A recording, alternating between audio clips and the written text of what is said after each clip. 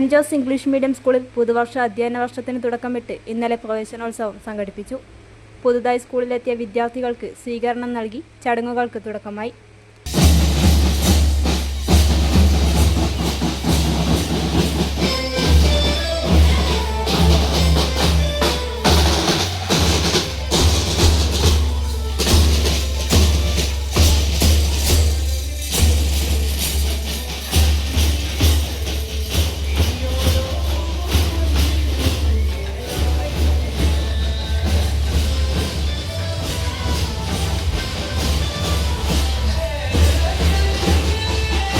Opening ഡാൻസോടുകൂടി ആരംഭിച്ച പരിപാടിയിൽ school manager sister Deepthi Alphonse സ്വാഗതം ആശംസിച്ചു.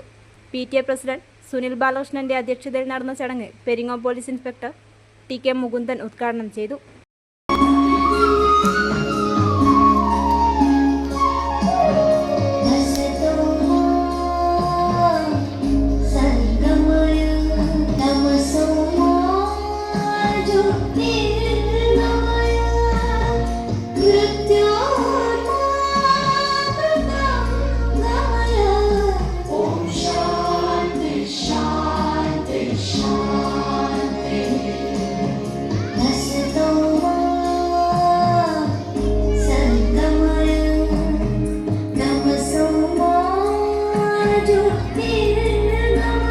തുടർന്ന് ഫാദർ ജോണി പുത്തൻവീട്ടിൽ മുഖ്യപ്രഭാഷണം നടത്തി.